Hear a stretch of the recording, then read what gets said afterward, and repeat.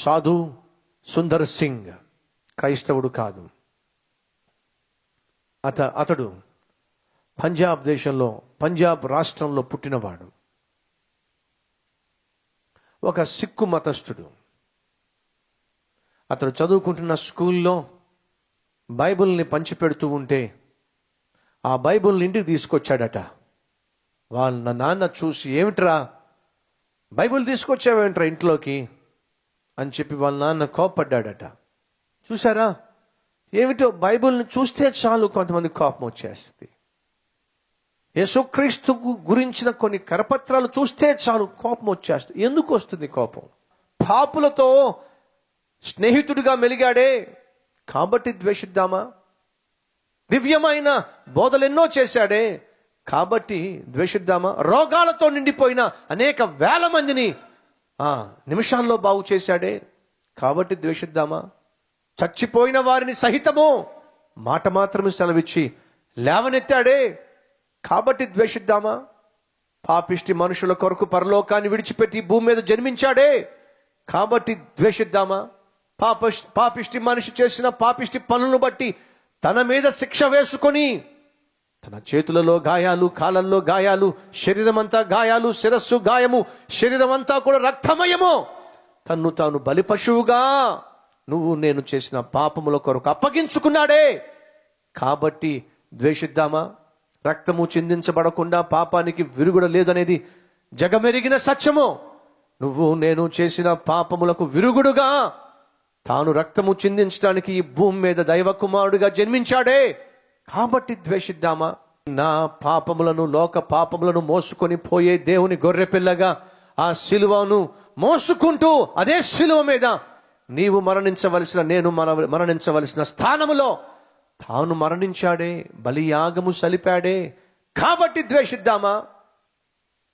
తాను మరణించి 3వ దినమున సమాధిని గెలిచి, సమాధిని ఖాళీ చేసి తిరిగి లేచాడే, మరణమును జయించిన ఏకైక దైవముగా నిలిచాడే కాబట్టి ద్వేషిద్దామా?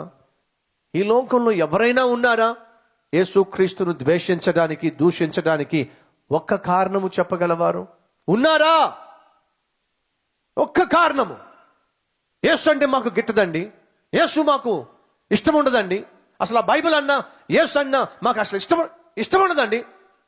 ఒక్క కారణం చెప్పండి ఎందుకు యేసు అంటే ఇష్టం ఉండదు? ఆయన జన్మలో పాపము లేనివాడు, కర్మలో పాపము లేనివాడు, కామ క్రోధ లోభ మోహ మద మత్సరము లేనివాడు, ఆయన అతి పరిశుద్ధుడు, పేదవారిని ప్రేమించినవాడు, దయాదాక్షిణ్యములను చూపించినవాడు, ఆయన దయామయుడు, ఆయన కరుణామయుడు, ఆయన ప్రేమామయుడు. అటువంటి దేవుడు ఈరోజు నీకు ఎందుకు కష్టమైపోయాడు?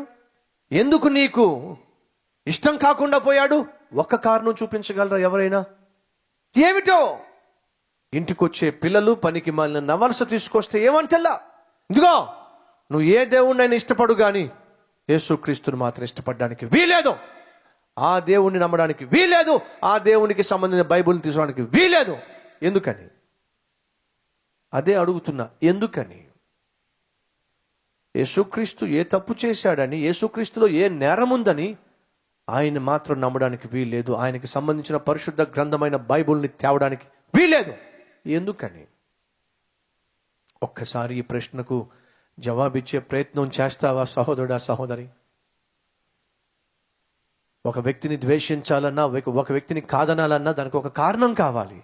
యేసుక్రీస్తును ద్వేషించడానికి, యేసుక్రీస్తును దూషించటానికి, బైబిలు వద్దు అని చెప్పడానికి ఒక కారణం చెప్పగలవా?